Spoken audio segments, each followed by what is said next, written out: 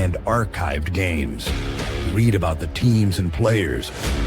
Relive the big moments. Every season, the Trib Live High School Sports Network is your home for high school sports. The best seat in the house is on Trib HSSN. Welcome. And get ready for 90 minutes of fast-paced action and mathematics on the move. It's the Week 9 edition of the WPIAL Scoreboard Show here on the Trib Live High School Sports Network. That means it is time. Wait for it. Look who my co-host is. Yep, Abby is here. She will help me figure out. It's not as difficult as it used to be, only because of the fact that the wild cards, 16 of them, will be taken care of by the WPIAL Football Steering Committee tomorrow. But figuring out what pieces, who is clinched, and then what pieces are in position to be considered for a wild card, that is part of our job here tonight over the next 90 minutes. All right, let's give you the early scores. Not so early, I guess. Again, with good weather, cold weather, chill in the air. A lot of games. It's funny how the pace picks up for some of these games once the chill is in the air. Let me just get one more in here, and then we'll run down the scores that we have, including a couple of eyebrow raisers. All right. In Class 6A, Central Catholic, your regular season champion, they end up 6-0 atop Class 6A tonight with a 45-10 victory over Cannon McMillan. The Big Macs fall to 2-4, but they are playoff bound because Norwin edges Mount Lebanon 14-7. The Knights finish 4-2, and third place could be tied for second place, but they'll lose the head-to-head tiebreaker. North Allegheny was in a dogfight with Seneca Valley. But even if that happens and they end up tied for second place, North Allegheny gets the 2 spot because they beat Norwin earlier this year. That will be one of the semifinal games in 2A, Norwin at North Allegheny in 2 weeks. They don't play next week. 6A semifinals are in 2 weeks. Mount Lebanon falls to 2-4. They end up tied with Cannon McMillan for fourth place, but the Big Macs beat the Blue Devils a few weeks back, and Cannon McMillan gets the fourth playoff spot in Class 6A. 5A, Allegheny 6 Conference, Peters Township will go into the playoffs undefeated. They blank Bethel Park 35-0. That says a lot about the Indians because Bethel Park, known for its high-powered offense, a lot of points scored this year by the Black and Orange, but none tonight. They lose at home 35-0. Moon edges South Fayette 24-21, and Upper St. Clair clinches a playoff berth with a 56-8 victory at Baldwin. Peters Township is your conference champion in Allegheny 6. Moon already secured second place with their win over Upper St. Clair last week, and the Panthers will finish in third place. Bethel Park is fourth place, in all likelihood, a wild card spot. And to be honest with you, fifth place South Fayette. They got a wild card spot last year for fifth place. The Allegheny 6 Conference got 2 of the 3 5A wild cards, and it will likely happen again. That was a pretty good effort by South Fayette tonight at home. 24-21. So that's going to, I think, get the attention of some of the committee members. Big East Conference, Woodland Hills, your conference champions. They beat Kiscaria 28-0. But the good news is Kiscaria finishes in a tie for third place with Armstrong, the Riverhawks tonight, winning at home over Franklin Regional 41-14. And Gateway comes down to tiebreaker points, not Gardner points. Can we get that right, everybody? There's so many people doing this thing now, high school football, high school sports, call themselves experts, and they don't know what Gardner points are, and they're not WPIAL tiebreaker points. Gardner points are tied because everybody lost to Woodland Hills and beat everybody else. They beat each other, so head-to-head doesn't come into play. Kiscaria, despite losing 28-0, they end up with -4 tiebreaker points. Armstrong with the victory only finishes at -8. Gateway had already finished at -10. So Kiski area gets third place and the wild card. Armstrong will take fourth place.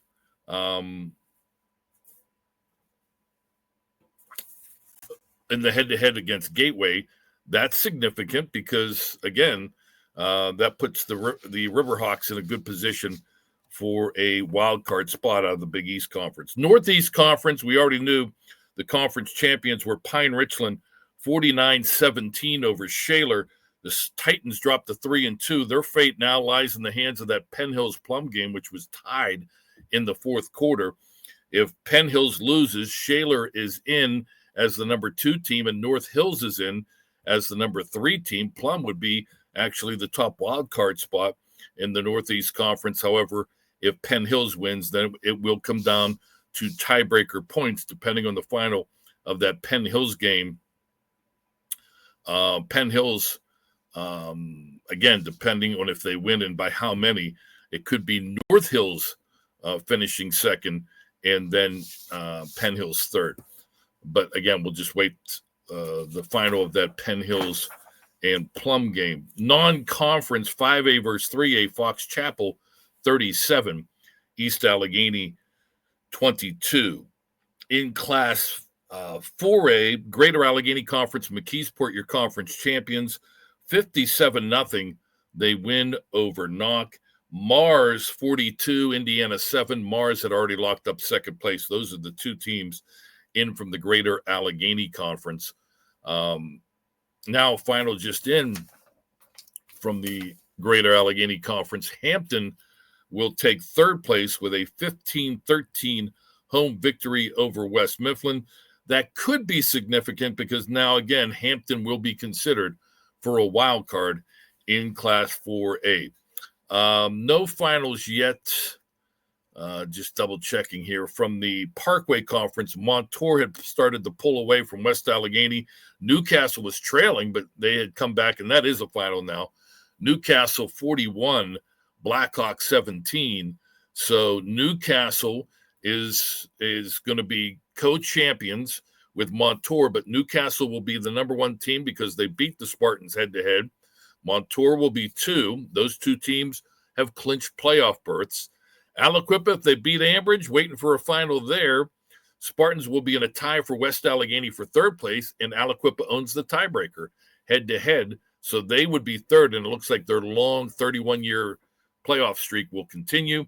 West Allegheny had a chance to finish first. Now they might be on the outside looking in.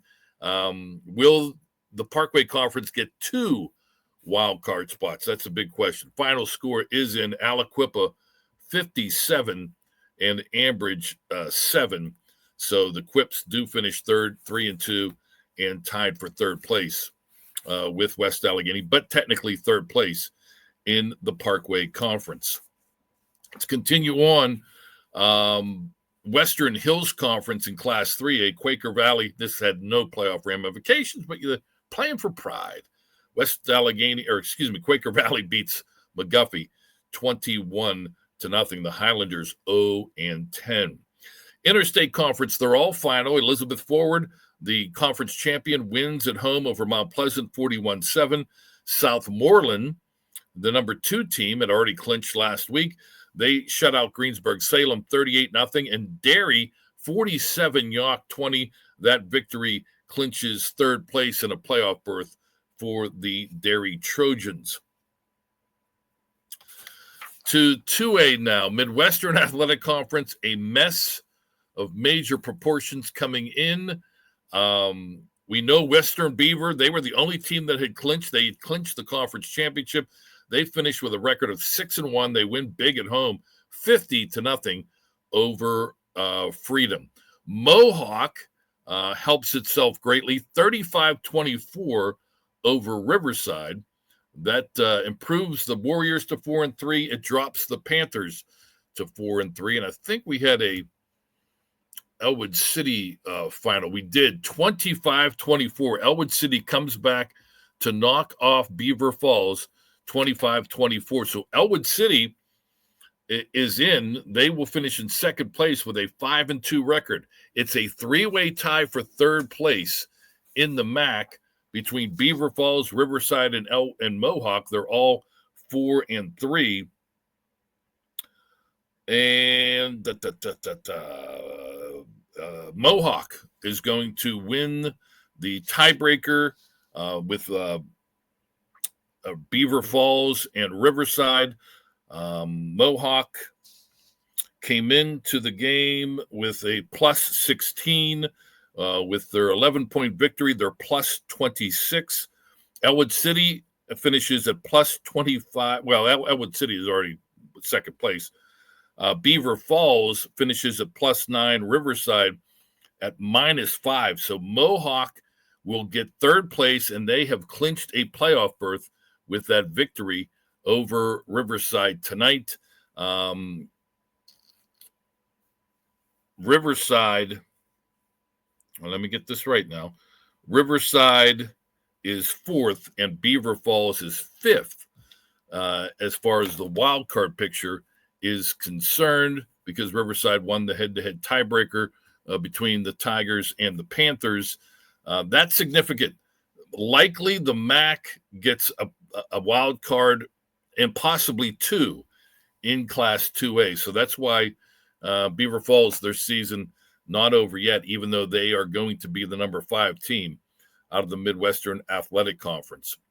Seton LaSalle was leading Washington last check in the fourth quarter. That's a battle for the conference championship. Winner is first, loser is second. Keystone Oaks had already clinched third place in the Century Conference. Allegheny Conference, the stunner of the night. Steel Valley goes to Glassport and hands South Allegheny their first loss of the season. Ironman 33, Gladiators 12. You talk about shaking things up. So with Apollo Ridge winning at home over Ligonier Valley, it's a three-way tie for the Allegheny Conference Championship. They all beat each other head-to-head. Apollo Ridge over Steel Valley, South Allegheny over Apollo Ridge, and tonight Steel Valley beats South Allegheny. South Allegheny finishes at plus 40.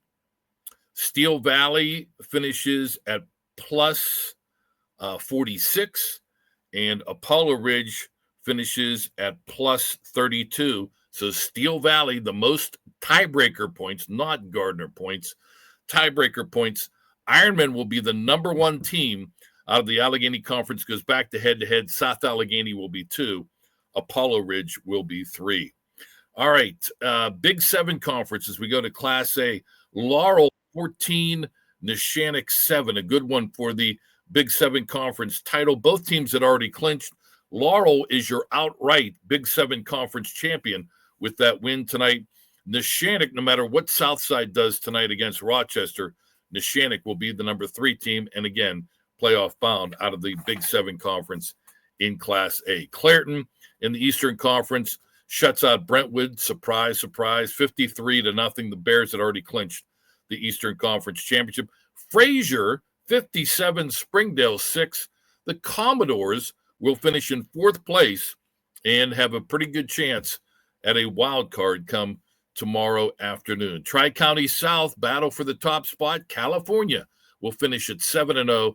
They win at Jefferson Morgan 36-14. So the 3 teams are set out of the TCS. They had already clinched, but the orders determine California is 1, Bentworth and Jefferson, or Bentworth is 2nd, and Jefferson Morgan is 3rd. No tiebreakers there.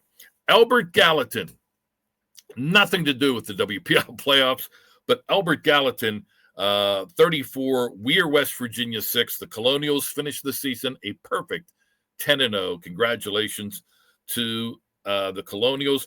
And Butler falls to Central Clarion out of District 9, 21-14. All right, we got some more scores coming in. I'm going to get them to you. Let's get our first recap. Paul Patera checks in.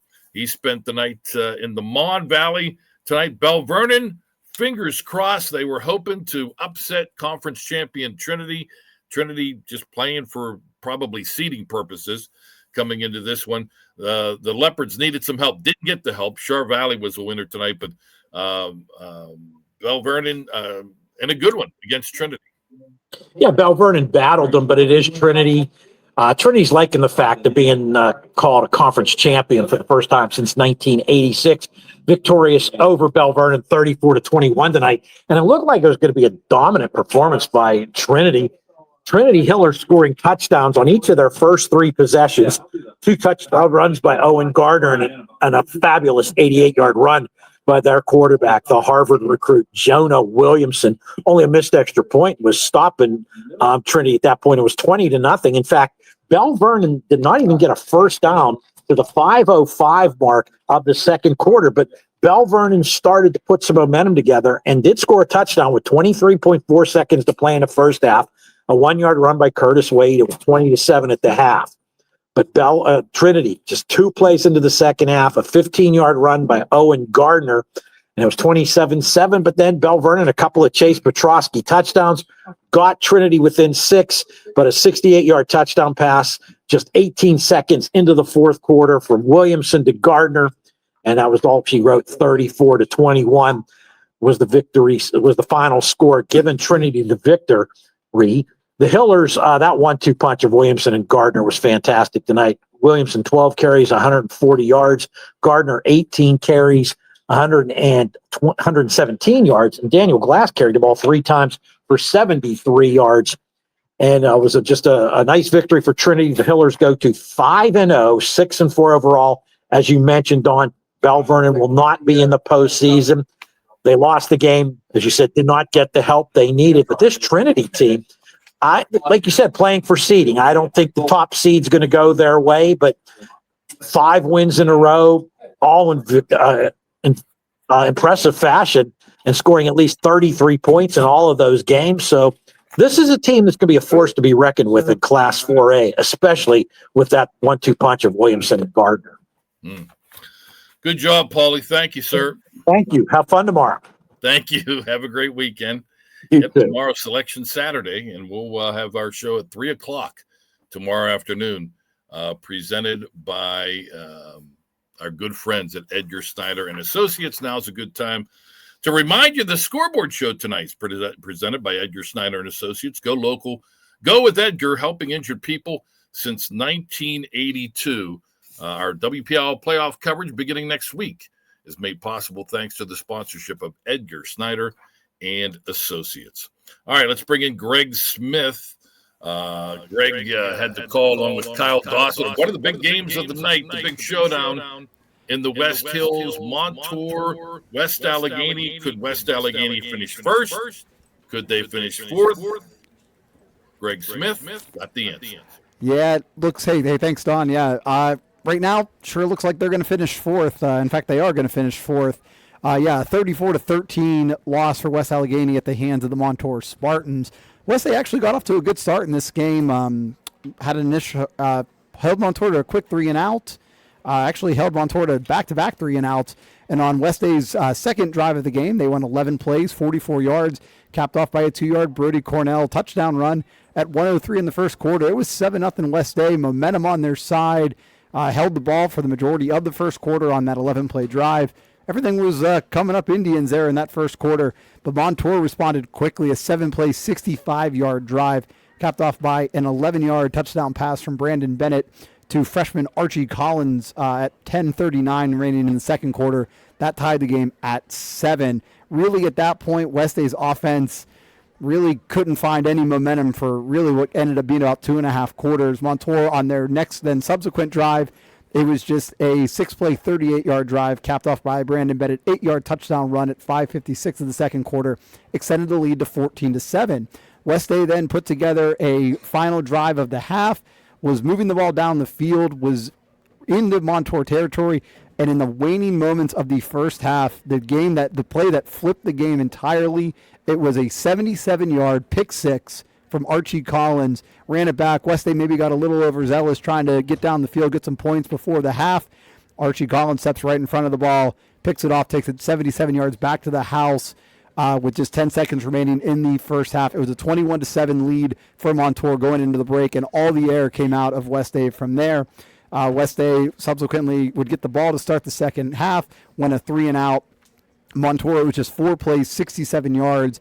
Caden Hallijoe had a 64-yard run that got them down to the 1-yard line. On the next play, Hallijoe would put it in for his first touchdown of the game and make it 27-7. Again, West Day's offense just could not find any ground. Hallijoe would cap off his night with a second touchdown run of the second half from 8 yards out with 4:18 remaining in the third quarter, making it 34-7. A late touchdown, a late drive, a 12-play, 66-yard drive for West Day in the fourth quarter. It was Mason Bryan, an 11-yard touchdown pass to Nick Schaup with 6:36 remaining in the fourth quarter, but really in garbage time and with many of the backups in at that point, Montour able to run out the clock over those last 6 minutes and take home a 34-13 win over West Allegheny, as you mentioned on, and I'm sure you'll be talking about tonight and tomorrow with Kyle and Mitch. Montour now second place into the Parkway. They've locked up their playoff spot, and now for West Allegheny, they're going to have to wait and see. We talked a lot about them in Chartiers Valley in that week 1 game and that 1-point overtime loss, how much that might loom large. And unfortunately for West Day, they're going to have to figure that out tomorrow afternoon. I think you're exactly right. Again, the committee can do whatever they want, but hard to ignore that result when you're looking at West Allegheny, assuming Aliquippa gets one of them, West Allegheny, Chartiers Valley, and then the third one is the Hampton Talbot. So, hard to ignore that for that final wild card berth. But sorry for the peanut gallery behind me too. The shenanigans. The shenanigans. Well, it's week 9. They're letting loose. They're letting their hair down. Little hair they have left, they're letting it down. You betcha. All right. Goodbye, Gregory. Hey, thanks, Don. Take care. Gregory A. Smith in the house with all the little shenanigans going on. That's a safe word, isn't it? Big win for Montour. They're finishing, unlike last year, they are finishing the season with a strong kick. 34-13 over West Allegheny. That combined with Newcastle and Aliquippa wins. Newcastle 1, Montour 2. They are definitely in those two. Third place is going to go to Aliquippa based on the head-to-head with West Allegheny. And the Indians are on the bubble. Let me give you one other. We'll run down the scores here. We've got a big recap coming up. In 5A's Northeast Conference, Pine Richland beat Shaler 49-17. But much like Cannon McMillan, they're celebrating. The Shaler Titans are because Plum has defeated Penn Hills 20-14. So that victory by the Mustangs keeps their playoff hopes alive. They are now in the wild card bubble in 5A, along with Bethel Park, South Fayette, and Armstrong. But it also gives Shaler and North Hills playoff berths. Since it was Shaler, North Hills finished tied for second. Shaler gets the 2 spot since they beat the Indians a few weeks back. North Hills is third. And Penn Hills is going to be on the outside looking in this year as far as the WPIAL playoffs are concerned. Not the case with Steel Valley and South Allegheny. They both knew that they had clinched their postseason berths. Alex Lyons, kind enough to join us. He had the big showdown, the call at South Allegheny High School. South Allegheny trying to win the Allegheny Conference Championship outright. However, Steel Valley other plans, and we have a 3-way tie, tri-champions in the Allegheny Conference with Steel Valley coming out as the number 1 seed after a big upset of South Allegheny. Alex. Yeah, Don, Steel Valley from start to finish, they were brilliant here tonight at South Allegheny after the Gladiators were able to take a 6-0 lead. But it went downhill from there. Steel Valley spoiled the party. Could have been the first perfect regular season in school history for South Allegheny. And they started with a big 20-yard 3rd and 10 completion, Cook to Clater. Then on 4th and 1, Joey Gamrett would go 41 yards and give South Allegheny a 6-0 lead. The PAT was no good, so the Gladiators up by 6, 3 plays, 31 seconds later, Day Barksdale did his thing as he would go 55 yards all himself, capping it off with a 10-yard touchdown run after a 3-and-out forced by the Steel Valley defense. Barksdale 3 plays, himself again, capping off the drive with a 19-yard touchdown. And just like that, it was 14-6 in favor of the Steel Valley Ironmen, as they would eventually score 21 unanswered in this game. But South Allegheny, on their ensuing drive, they would start to move the football, as on 3rd and 12, Cook would go to Brown for 11. They'd convert on 4th down thanks to Gamrett. On 3rd and 15, Cook would go to Brown for 12. Then Boxley would pick up 7 on 4th and 3. But staring down the barrel at 4th down and 11 from the Steel Valley 23, the Gladiators would turn it over on downs. They would force a punt, and then the Gladiator offense would go on a long, methodical drive that resulted in points, just not for them, as Steel Valley was set up after a Cook to Clayer conversion on 4th and 4. South Allegheny, ball inside the 15, one play after the 4th down conversion. It was a beautifully read ball by a Shad Dye, stepping in front at the 10-yard line. 90 yards later, he was in for 6, and it was a 21-6 lead at the half in favor of Steel Valley. But the SA defense came to play in half number 2. The issue is the offense didn't support. On 4th down and 1, the Gladiator defense would be able to get off the field as a high snap. Barron would just fall on the ball, turnover on downs, but ensuing drive, another turnover. This time Gamrett would cough it up. Jackson would recover. And again, Steel Valley, an opportunity to put more points on the board, but a 4th down and 6 at the SA 30, and it was a huge turnover on downs as a pass defend by Derek Pace would knock it away, get SA the ball back, and SA would finally get back on the board. 70 yards, 20-yard and 46-yard completions from Cook to Brown. Brown would cap off the drive with a touchdown, making it 21-12, as the 2-point conversion was no good. But on the ensuing kickoff, the ball went over the head of Breland and bounced down to the 5-yard line, Don. It looked like it was going to be perfect for South Allegheny. Looked like Steel Valley was going to be stuck inside their own 10. Instead, Breland cut left side, took it 81 yards. Clater would save the touchdown at the 14-yard line. And then on 4th down and 4, Clater would stuff Barksdale for a gain of 2. Another turnover on downs, but a 3-and-out, a blocked punt. 4 yards later, Barksdale again. 3rd touchdown of the night, making it 27-12, and then one more go of it with South Allegheny down by 2 possessions. Another bad snap. Cook would not get there, and Rucker would go 50 yards on the scoop and score 33-12, your final score, and it was capped off with a Barksdale interception. 29 carries, 179, 3 touchdowns, and an interception for Barksdale, spoiling the party. South Allegheny, they thought maybe the 1 seed. They thought a perfect regular season, and they thought a Soul Section champion, but Steel Valley thought otherwise here tonight at Gladiator Stadium. Yeah, no doubt. It'll be interesting to see where the Gladiators fall, because I think every one of us had them at the number 1 spot coming into this game in the Class 2A tournament. That likely now goes to Seton LaSalle. That the Rebels defeated Washington. We'll run down the scores in a moment, but a stunner tonight in Glassport. Alex, thank you, sir. Thank you, Don. Have a good weekend. You do the same. Alex Lyons checking in. Let's pause 10 seconds. Station identification. It's the Trib Live High School Sports Network. You're watching the Trib Live High School Sports Network. Back at World Headquarters, Don Rebel with you. The WPIAL Scoreboard Show presented by Edgar Snyder and Associates. Go local.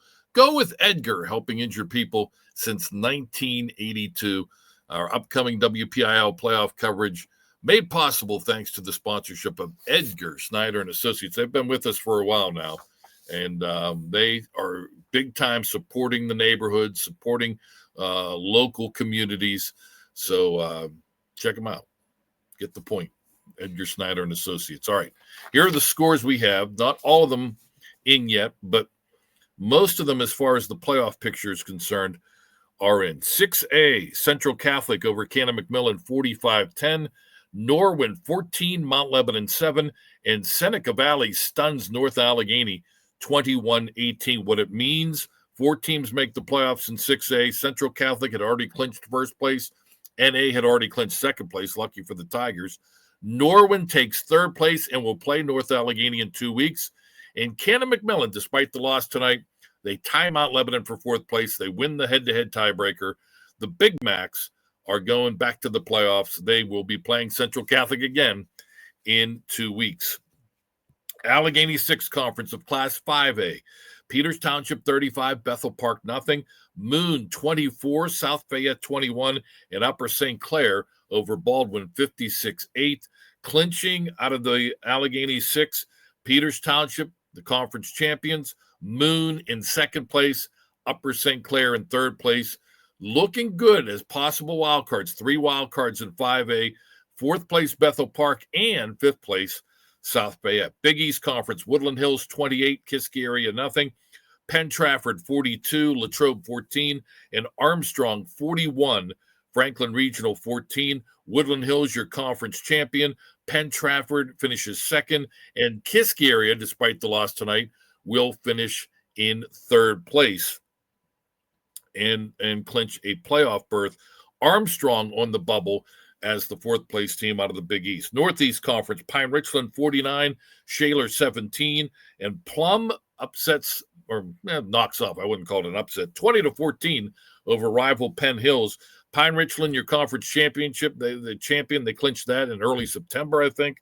Shaler and North Hills tie for second. They both clinched playoff berths. Shaler is 2, North Hills 3. The bubble team there is Plum in fourth place. Non-conference 5A versus 3A, Fox Chapel 37, East Allegheny 22, and now we know playoff-bound teams. Central Valley knocks off North Hills in a wild one, 35-31. Big 6 Conference in Class 4A, Trinity 34, Bell Vernon 21, Chartiers Valley 38, Ringgold nothing. Trinity is your conference champion. Thomas Jefferson had already clinched second place. Right now, the third place bubble team is only the top 2 go with 3 wild cards in 4A, or 2 wild cards, excuse me. Chartiers Valley is that bubble team. Parkway Conference, Montour 34, West Allegheny 13, Newcastle 41, Blackhawk 17, and Aliquippa 57, Ambridge 7. Newcastle and Montour are co-champions. Newcastle gets the number 1 seed out of the conference. Montour is second. They both clinched. Aliquippa is in third place as the bubble team. West Allegheny, fourth place. They finished tied, but they lost the tiebreaker to the Quips. And the Indians also considered on the bubble. Will the Parkway get 2 wild cards? That's the big question for the committee come tomorrow afternoon. Greater Allegheny Conference, McKeesport had already wrapped up the conference championship. They beat Knock 57-0. Mars had already wrapped up second place. They beat Indiana 42-7. And Hampton knocks off West Mifflin 15-13. So the Talbots are now on the bubble as the third place team out of the GAC. 2A's Western Hills Conference, Avonworth 49, Beaver 7, Quaker Valley 21-0 over McGuffey. Avonworth had already clinched first place. Central Valley had clinched second. And North Catholic is leading Hopewell in the fourth quarter. If they hold on to win, the Trojans will clinch a playoff berth tonight at third place. Still alive, Beaver and Hopewell for wildcard berths in Class 3A. Allegheny 7 Conference, Imani Christian 53, Freeport 7, and it was Burrell 48, Deer Lakes 41. Imani Christian is the conference champion. Highlands, the number 2 team. Freeport, the number 3 team. They've all clinched on the bubble. And fourth place, the Burrell Buccaneers. Interstate Conference, Elizabeth Forward 41, Mount Pleasant 7. Southmoreland 38-0 over Greensburg Salem. And Derry 47, York 20. First place and conference champion is Elizabeth Forward. Southmoreland had already clinched as the second place team, and Derry clinches as the third place team out of the Interstate Conference. Fourth place is Mount Pleasant, hoping for a bye or hoping for a wild card. Non-conference helping their wild card cause. Our Lady of the Sacred Heart, this is 2A non-conference. Olsh 23 and Keystone Oaks 8. Keystone Oaks had already clinched out of the Century Conference. Speaking of the Century Conference, Seton LaSalle 27, Washington 14. So the Rebels are your conference champions. Washington finishes as the runner-up. Midwestern Athletic Conference, a mess coming in, somewhat cleared now. Western Beaver 50, Freedom nothing. Mohawk 35, Riverside 24. Elwood City defeats Beaver Falls 25-24, and New Brighton, 3-run homer in the 7th. They beat Union 6-2. The order is Western Beaver. They had already clinched the conference championship. Elwood City alone in second place clinches. Tiebreaker, Mohawk, Riverside, Beaver Falls, all tied. Tiebreaker points goes to Mohawk. They are the third place team. They clinch a playoff berth. Right now, Riverside 4th, and even Beaver Falls 5th on the bubble for a wild card. Allegheny Conference, the stunner, Steel Valley 33, South Allegheny 12. Also, Apollo Ridge 28, Ligonier Valley 14, and Shadyside Academy beat South Park 15-6. So it is a three-way tie for the conference championship, and the tiebreaker points goes to Steel Valley. They are number 1, South Allegheny 2, and Apollo Ridge 3 out of the Allegheny Conference. Big 7 Conference, Laurel 14-7 over Neshannock. We'll get a recap of that coming up in a moment. Laurel is your conference champion outright. Southside will be 2, Neshannock 3. They've all clinched playoff berths, all did coming into week 9, but that's the final order. Eastern Conference, Clareton 53-0 over Brentwood. Leechburg loses to Greensburg Central Catholic 36-7, a head scratcher there for the Blue Devils, who had already clinched second place in the conference. Jeanette has already clinched third place, and fourth place goes to Fraser. The Commodores win at Springdale 57-6. They are a bubble team. Class A top 3 teams with 4 wild cards are in. California is the conference champion in the Tri-County South, 36-14 over Jefferson Morgan. They are 1. Bentworth is 2. Jefferson Morgan clinches despite the loss. They are 3. In non-conference, Chartiers Houston 56, Northgate 20. The Buccaneers are playoff bound as the number 3 team out of the Black Hills Conference. All right, Eric Thomas now joins us. He had the call of the Class A Big 7 Conference championship. Neshannock and Laurel. Neshannock was trying to muddy the water a little bit. Laurel said, no. Sparty is your conference champion, Eric. Yeah, they sure are, my friend. Good to talk to you again. And they did it really with their defense. They've done it all year with their defense, Don. And tonight, no different. Alex Medved, 12 tackles, 2 sacks. He's got 4 sacks in his last 2 games. Laurel also did it on special teams. This game went scoreless for almost 33 minutes. We didn't have a touchdown until there was 3:30 left to go in the third quarter when Nathan Hill scored from 23 yards out. And, as Neshannock does, they go right back down the field in the next 2 minutes and 14 seconds. They get a 50-yard touchdown pass from Gino Mazzacco to Sammy Flora. They tie the game up. You got to go all the way to the end of the fourth quarter. And Neshannock is driving with the game tied at 7. They set up for their first field goal opportunity of the season. And Amari Rapchak has been excellent on the extra points. But Casey Wilson blocks the field goal. Laurel picks it up and returns it. However, the official had blown it dead like it was an extra point. So the touchdown's nullified at that point. But nevertheless, Laurel goes right down the field, 11 plays, 84 yards. They eat up 3 minutes and 3 seconds of it. Colton Carlson from 8 yards out gives them the game-winning touchdown, and then they were able to hold off Neshannock from that point on. Big flip in the script from last year's game where Neshannock just ran all over Laurel. Tonight it was the opposite, as the Spartans go 42 carries for 218 yards. And it was as physical of a game as I've seen all season long. These two teams were just smacking each other around on the field.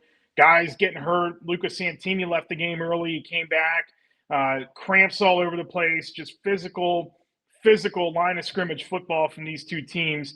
And, man, it was an absolutely great game to call. And congratulations to Laurel for getting it done and getting through the conference unscathed.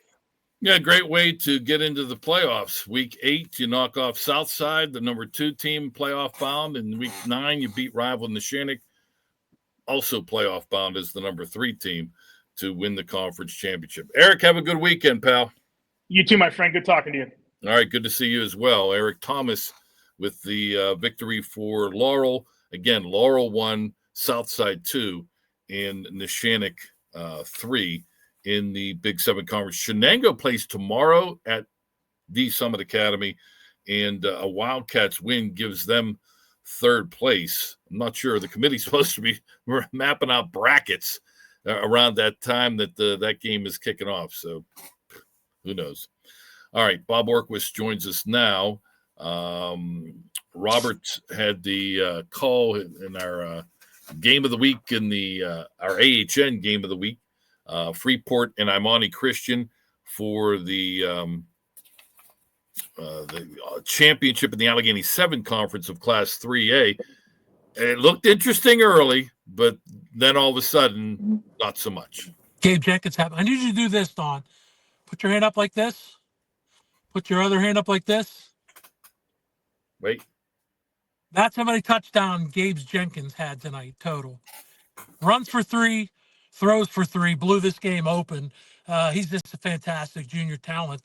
But you're right, it was close early. It was a 6-0 lead. Jenkins on the first play, offensive play from scrimmage for Imani Christian, runs for a touchdown of 40 yards. So they're up 6-0. But then Freeport gets a stop. Freeport's at midfield. They drive, and Drew Ross, who threw for 120 yards, found Matt and Wisniewski. The extra point was good, and Freeport late in the first quarter had a 7-6 lead, but unfortunately for the Yellow Jackets, that was the last time they would score. Jenkins a 21-yard touchdown run. Jenkins a 38-yard pass to David Davis, wide open down the middle. Those two did it again on a fly pattern down the near sideline from 50 yards. Jenkins with a 19-yard run late in the half. It's 34-7 at halftime for Imani Christian. Davis gets his third touchdown, 2 receptions, a 2-yard run. Tyvon Sewell, a 2-yard run. And then Gabe Jenkins, his third touchdown pass, a little flip to Robert Torres Johnson, who ran 39 yards for the score. 53-7 is your final. So second straight year, Freeport, they're in the playoffs too, but Imani Christian is 10-0 and 6-0. They lost in the semifinals last year. They only lost to Havenworth. Some penalties, some things to clean up, but Gabe Jenkins throws for 243 yards, runs for 120 yards, 6 total touchdowns, 3 on the ground, 3 through the air. So he's plus 1,000 passing and rushing. I believe the 23rd player in the WPIAL history to do that. Davis had David Davis, 3 catches for 89 yards, 2 touchdowns, and the 2-yard touchdown runs. The defense, 4 sacks for Imani Christian. And they held the Yellow Jackets to about 20 yards rushing. So they did a good job of shutting that part of the game down, although Drew Ross did throw for 120 yards. So Freeport, Don, they started 6-0, but they finished 1-3. But they're the third place team in the Allegheny 6. I'm assuming Highlands beat Valley to make that happen. And I agree with you and Chris Harlan, experts. Yeah. No disrespect to Elizabeth Forward. 1, Avonworth. 2, Imani Christian. Could see the Saints and the Lopes in the championship game. Again, no disrespect to the Warriors. Well, no, because, I mean, Elizabeth Forward likely third of the Interstate Conference, and 2 and 3, you know, if they avoid upsets, get to the semifinals. So they'd have to earn their spot. Boy, Avonworth looks good. They beat up on Beaver tonight. A Beaver team that could get in as a wild card next week. Robert, thank you, sir. Sure thing. Even though Will Gorman tonight, still great defense from the Saints. So we'll see tomorrow how this all plays out. Yes, it'll be interesting. As you know, the new world order with the committee selecting the wild cards makes it very, very intriguing, to say the least. Dismissed. The great Robert Orquist checking in. We just want to let you know that the show is presented by Edgar Snyder and Associates. Go local. Go with Edgar, helping injured people since 1982. Our playoff coverage beginning next week. Well, actually begins tomorrow afternoon, 3 o'clock, with the playoff pairing show presented by Edgar Snyder and Associates. Our playoff coverage is also presented by Edgar Snyder and Associates. All right. Got a couple more recaps coming up. Whoa, a bunch of scores. Well, let's just give those to you. We haven't touched on the Independents. Tomorrow's the City League Championship game, by the way. It should be a good one. Westinghouse, University Prep, they played 2 weeks ago with the Wildcats knocking off the Bulldogs. So University Prep will be the home team at Couples Stadium tomorrow afternoon. I believe that's a 3:00 kickoff for the District 8 championship game. All right, wrapping up their regular season, these independent teams, Fairmont, West Virginia, knocks off Connellsville by a score of 42-7. The Polar Bears, probably feeling it right at home this evening, get the victory. Connellsville season ends at 2-8. Southern Garrett, Maryland, defeats Uniontown 33-13. The Red Raiders season ends at 2-8 as well. And Wheeling Central Catholic 48, Brashear 20. The Bulls closing out their season. They actually lost in the City League semifinals, so kudos to them for playing a 10th game. They finished 1-9 this season. All right. Another score just in that we didn't have before. Let me backtrack here, and this is a significant one as well.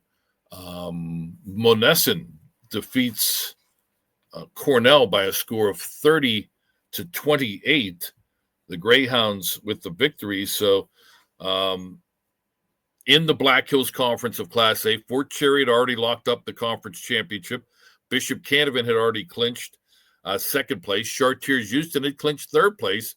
But now Monessen is in fourth place as far as the wild card berth is concerned, all likelihood getting one, as the Greyhounds now improve to 6-4 with that win. And Cornell, a tough 2-point loss. Don't count out the Raiders, though. They might be in the hunt. The Black Hills Conference might get 2 of the 4 wild cards in Class A. Again, that'll be determined tomorrow afternoon. All right. Do we have some more finals? No. Already had.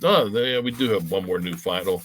It was Jeanette, having already clinched the playoff berth, third place in the Eastern Conference, blanking Riverview by a score of 36-0. Raiders looked promising a few weeks ago for getting back to the playoffs, but not the case as they fall and drop to 4-6. Just a reminder that coming up, bottom of the hour, the award-winning WPIAL Roundtable, part of the Scoreboard show, the great Mitch Montani will be joining me as we will go over all the playoff scenarios and all the wild card hopefuls, all the bubble teams, if you will. That's coming up in about 7-8 minutes or so. All right, Sean Saputo joins us now. He had the call on our Edgar Snyder and Associates. Oh, your hair is fine. Our Edgar Snyder and Associates game of the week. Woodland Hills, Kiski area. A lot of strange things had to happen for the Cavaliers not to make the playoffs. Woodland Hills had already clinched the Big East Conference Championship. They win it outright with the victory tonight. In Kiski area, despite the loss, and this is a theme, we've seen it, North Hills, Shaler, Kiski area, Cannon McMillan, teams that fall here tonight in week 9, yet because of other things that happen, they are playoff bound, and that's the case with the Cavaliers, Sean. Yeah, Kiski had ample opportunity in this game, really, to score and put points on the board against this Woodland Hills team. Started out with a big play right off the rip of 31 yards on a short field after the opening kickoff, got inside the Woodland Hills 10-yard line, and were stifled.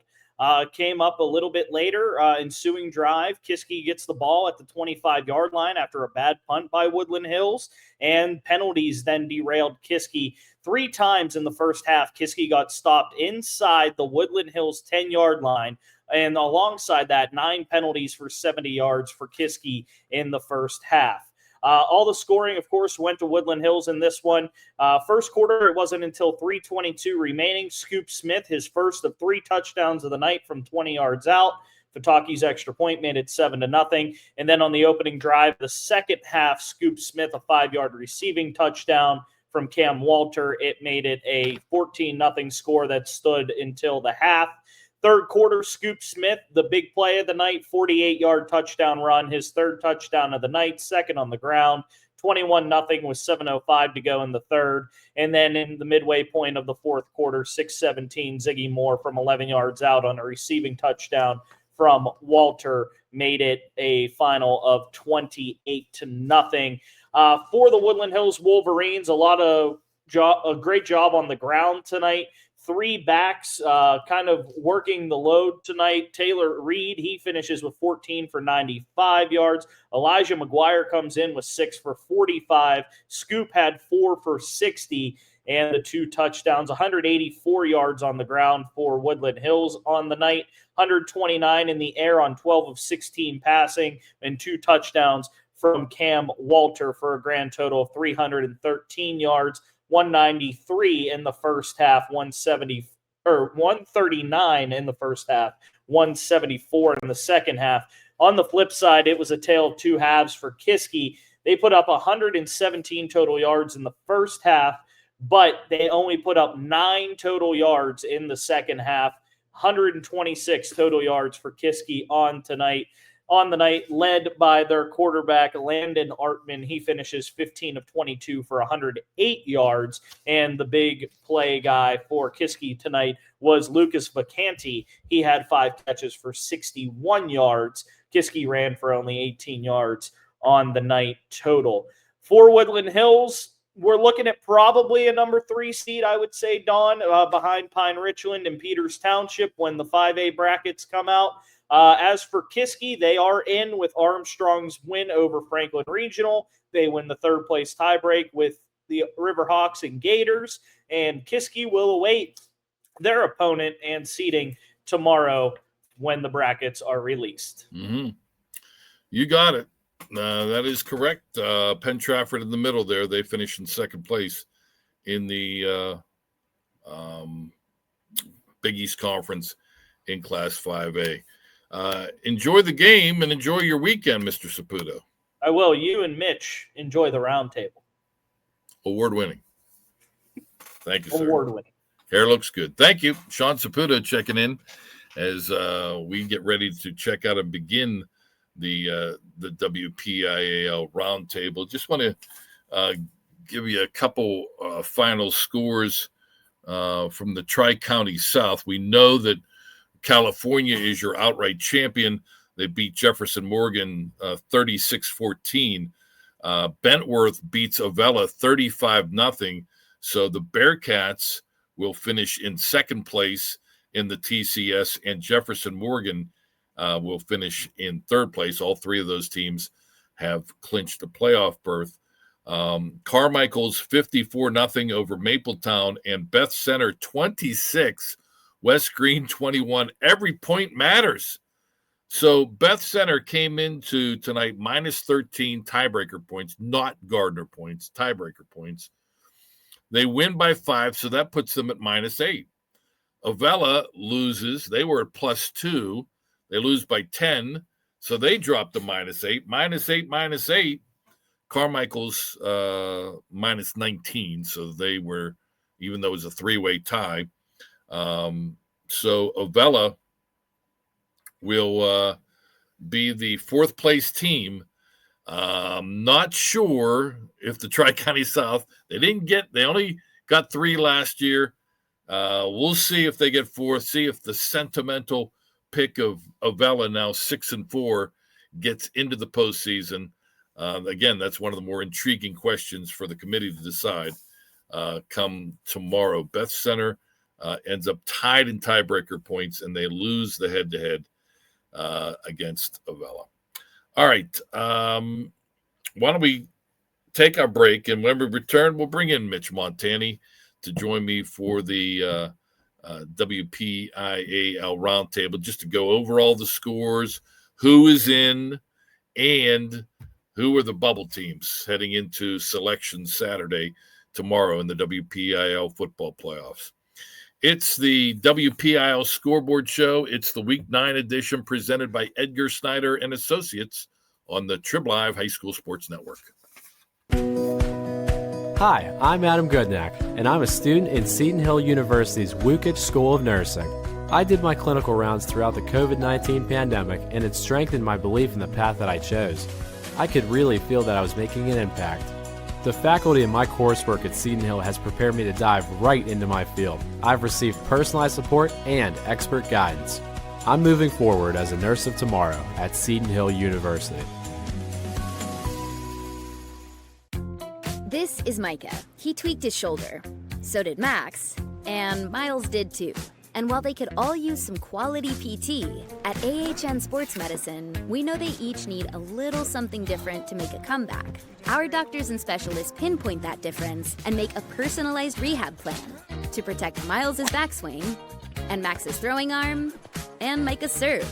Because at AHN Sports Medicine, we see you. This is Miles. He needs PT. Jess needs training. And Max needs both. And while they're all athletic, at AHN Sports Medicine, we know they each need a little something different to hit their goals. Our doctors and specialists pinpoint that difference and make a personalized plan to improve Miles' backswing and Max's throwing arm and Jess's form. Because at AHN Sports Medicine, we see you. The Rebel Yell podcast with Don Rebel happens 4 times a week. Visit with some of the WPIAL's best players in the Player of the Week podcast. Some of the district's top coaches are featured in the Team of the Week podcast. A weekly preview podcast looks at some of the best matchups in the WPIAL. And finally, a Friday night recap podcast with scores and statistical highlights. Find the Rebel Yell podcast on hssn.triblive.com. And now on Spotify.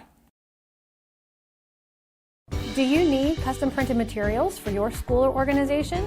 Hosting a fundraiser or special event? PrintSource can help.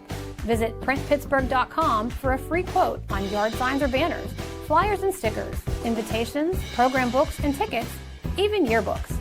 We are your single source solution for printed materials, signage, and so much more. Visit us online at printpittsburgh.com. PrintSource. Design, print, deliver.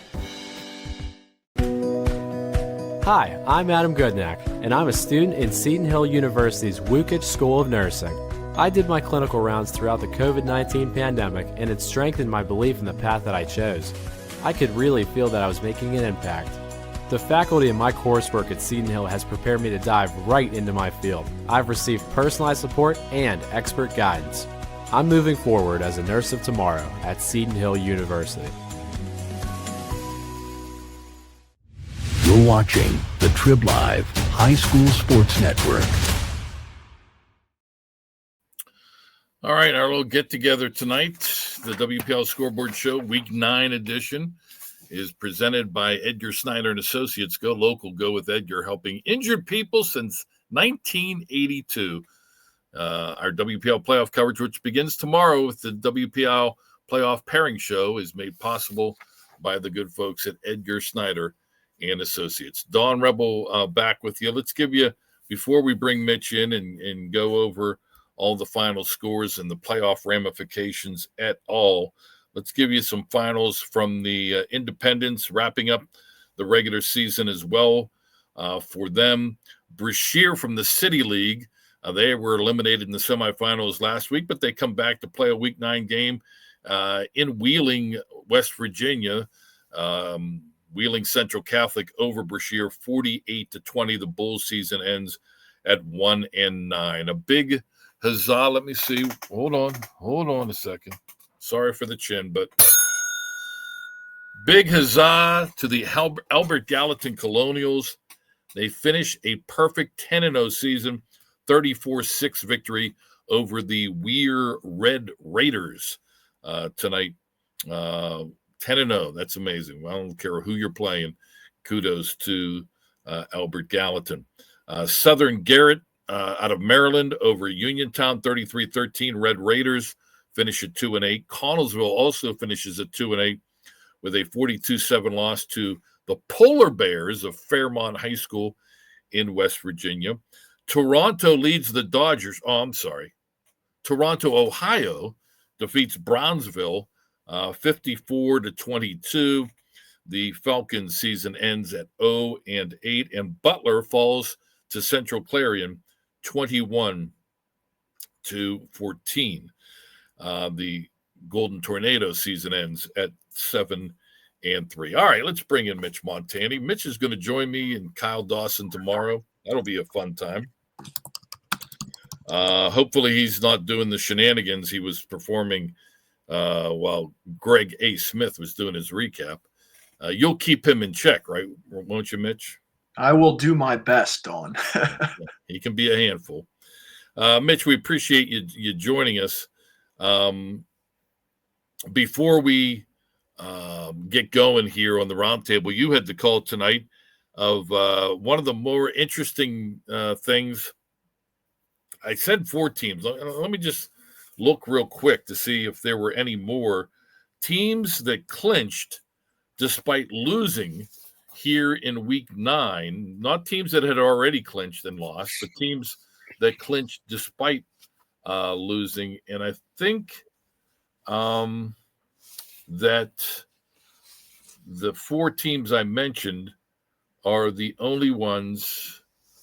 Just checking, and I think that is the case. So you had Cannon McMillan, who you'll be talking about here. They lose to Central Catholic 45-10.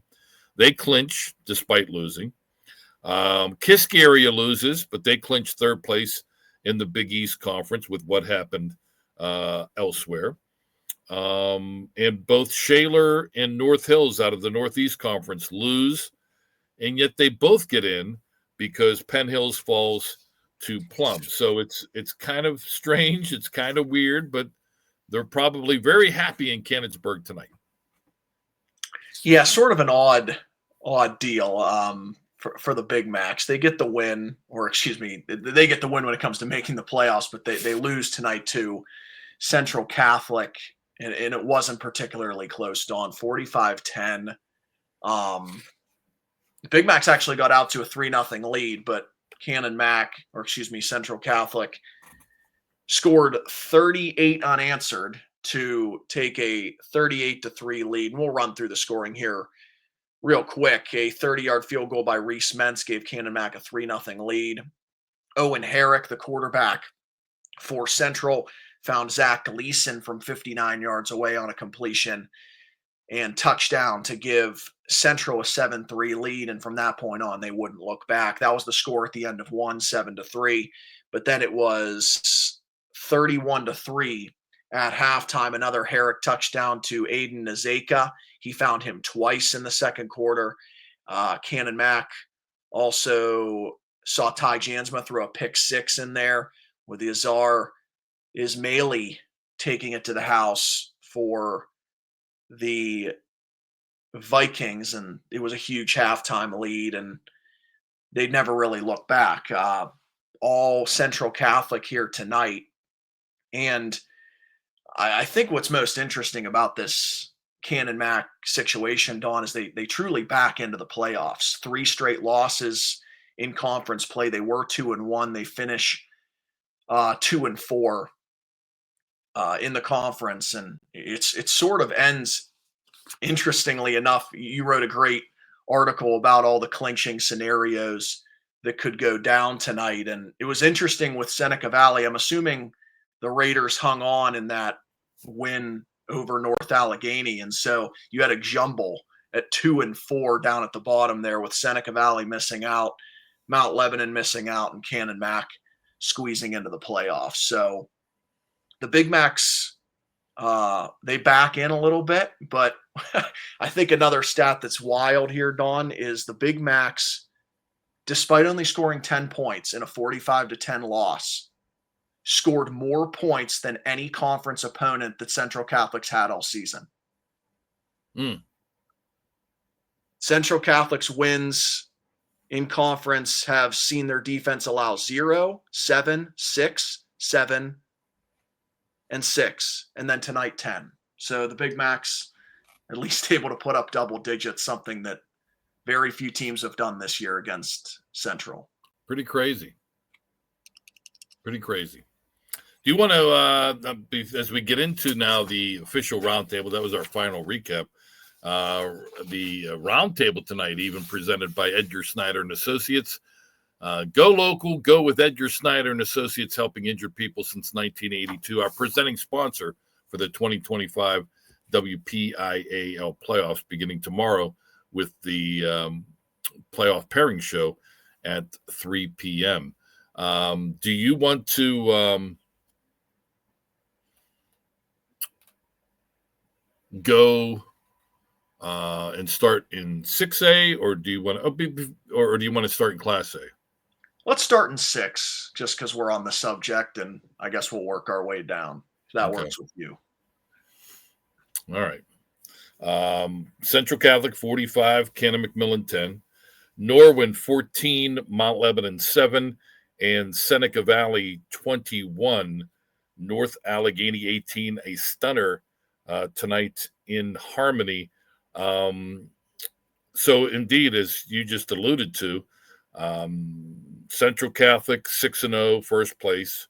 North Allegheny 4-2, Norwin 4-2, but NA beat Norwin, so the Tigers had already clinched second place. Norwin gets third place, and those two teams will meet in 2 weeks at Newman Stadium. Fourth, three-way tie for fourth place: Cannon McMillan, Mount Lebanon, Seneca Valley, but Cannon Mac wins the head-to-head tiebreaker against the Blue Devils and the Raiders. So Cannon McMillan finishes in fourth place. Yeah, and Don, the Big Macs were really dealt a favor tonight by the Norwin Knights, who got that win against Mount Lebanon. But in addition to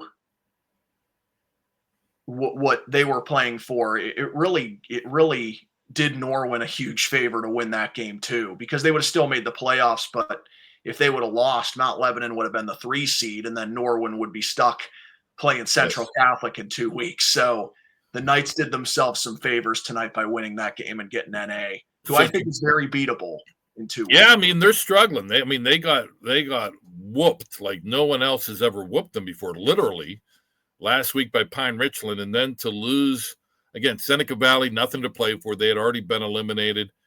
But nonetheless, in North Allegheny, again, maybe a case where they had some banged up players. They're locked into number 2. And maybe Art Walker just said, we're going to give some of the reserves a chance. Whatever the case may be, they are not playing their best football heading into the postseason. Congratulations, Cannon McMillan. Your reward is a rematch with Central Catholic at Carnegie Mellon or wherever in 2 weeks. Again, no 6A playoffs next week, 2 weeks. The semifinals. The Big Macs at the Vikings, the Knights at the Tigers. Non-conference, Hempfield wins, and they will finish at 500. They beat Gateway in a wild one, 42-38. All right, let's go to Class 5A now. Allegheny 6 conference was pretty much set in stone after Moon beat Upper St. Clair last week. Let's give you the finals for tonight. Peters Township blanks Bethel Park 35-0. Moon holds on to defeat South Fayette 24-21, and Upper St. Clair, as expected, over Baldwin 56-8. So the 3 teams the top 3 teams in 5A make it, plus 3 wild cards. Peters Township, your conference champion in this conference. Moon is second. They had already locked up that position with the victory over the Panthers. USC is third. Bubble teams, remember last year Allegheny 6 sent 5 teams, 2 of the 3 wild cards. Bethel Park is 4th, and South Fayette is 5th, and I think really helped their cause tonight with that close victory, or that close loss, I should say, at home to Moon. Yeah, absolutely. And it's not as strong a case as last year, but I could see it certainly happening again with 5 teams being selected from the Allegheny 6 conference. It's built such a good reputation, obviously with the oddball being Baldwin and the struggles they've had, but this has really created a reputation as the best conference in the entire district. And South Fayette's got a real good shot, as I think they end the season 5-5, but they have just as good a shot as any of being selected by the committee and squeezing in. I think Bethel Park's a lock, though.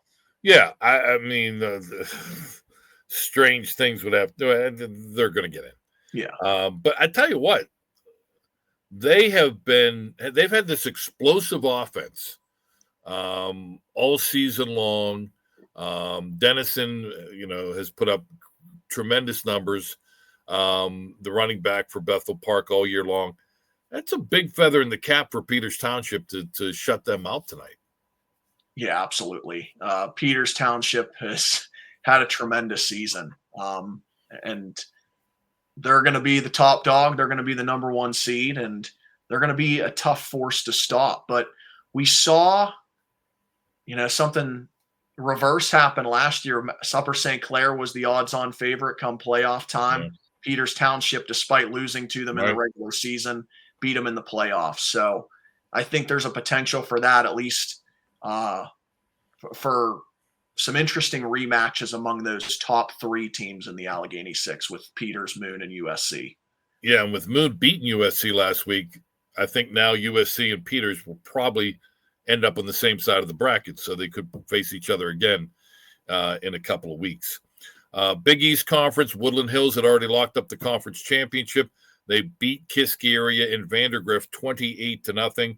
Penn Trafford 42, Latrobe 14, and Armstrong wins big at home over Franklin Regional 41-14. What that means, again, Woodland Hills is 1, Penn Trafford is 2, and Kiski area, despite losing by 4 touchdowns, they will win the tiebreaker based on tiebreaker points. They end up tied with Armstrong and Kiski and Gateway, and they all beat each other. Let's give you the official tiebreaker points.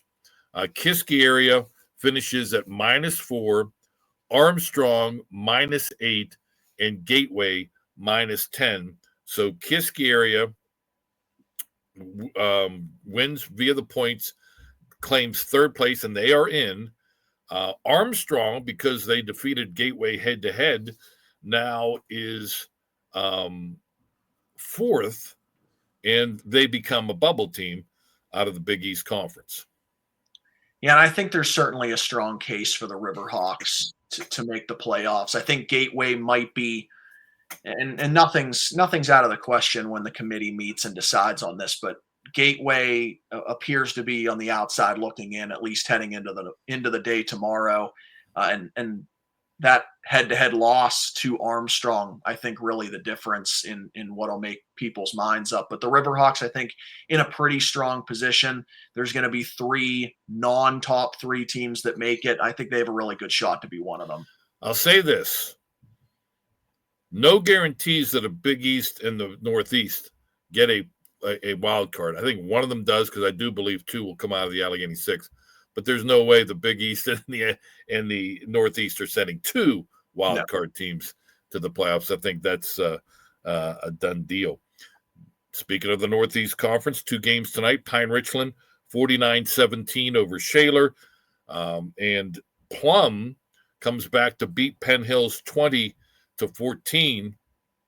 Pine Richland, I said during the show they had clinched sometime in August. They are the conference champions. Shaler and North Hills finished tied for 2nd, but Shaler gets the number 2 spot because they beat North Hills a few weeks ago. But the Indians do finish in 3rd place. It looked like after that Shaler loss that they were dead in the water, but wins over Penn Hills last week turns out to be a big one. And so North Hills also is playoff bound. The 4th place team is Plum. So Penn Hills is out after that loss. They could have finished as high as 2nd place, depending on how things broke in this evening with everything else going on. But not the case. Plum will be the 4th place bubble team out of the Northeast. Yeah, Pine Richland, what a season they've had. And I think that'll be one of the other questions tomorrow, which will be, is it going to be Pine Richland or Peters Township to get that number 1 seed out of Class 5A? It's those are the only 2 teams that really even have a debate. Right. Well, I guess Woodland Hills maybe, but I expect them to probably be the 3. Yeah. When all is said and done. But props to the Shaler Titans finding themselves in the playoffs here in 2025, and North Hills able to do the same. I think Plum's going to be that team, despite being in 4th on the outside looking in. And if there's going to be a team that falls victim to 5 making it in the Allegheny Six, I believe it's probably going to end up being the Plum Mustangs. Plum ends up with a 5-5 record, the 4th place team. Both Shaler and North Hills, who finished 2nd and 3rd, finish with 3-7 records. That's not going to help Plum's case either, to be honest with you, with the Titans and Indians getting in. But again, we'll find out. Speaking of North Hills, they lost in their non-conference game tonight to Central Valley. Good one, though, at Martorelli. 35-31. Both the Indians and the Warriors are playoff bound. We'll talk more about Central Valley when we get to 3A. Fox Chapel tonight beat East Allegheny 37-22. All right, let's go to Class 4A now. It's a smaller field, only 8 teams because it's a 3-week playoff. So the top 2 teams are guaranteed playoff spots, and only 2 wild cards get in. We'll start in the Parkway Conference because I think that's the most intriguing. Newcastle defeats Blackhawk 41-17. The Canes, all they had to do is take care of business, and they knew they would get a share of the conference title. They did, although they were down to Blackhawk early, but they come back and pull away.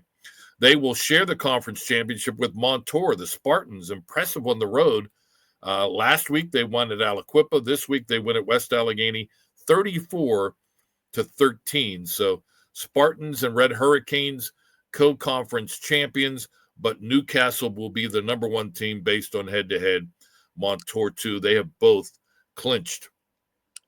Aliquippa beats Ambridge 57-7. So it looks like that 32-year streak. It's not official yet, but it looks like Aliquippa will continue their playoff streak for the 32nd straight year, as they will be the number 3 team because they own the head-to-head tiebreaker with West Allegheny. We talked all week about how West Allegheny could be the number 1 team. If they would have finished tied with Newcastle, they beat the Canes, so they would have been number 1.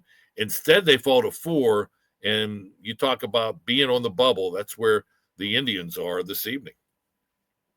Yeah, and I think it doesn't help the Indians that they're also going to fall to a sub 500 record with that loss at 4-5 overall. Aliquippa, just based on reputation, in addition to having that head-to-head, is going to get the edge there. So you have 2 teams that you know for sure, but I'd be awfully shocked if the Quips aren't playoff bound by the time tomorrow rolls around. And I don't know, if I'm playing a first round game and I'm one of those top 4 seeds, I would not want to be staring opposite Aliquippa in the first round playoff matchup. So they'll be dangerous just because they always are.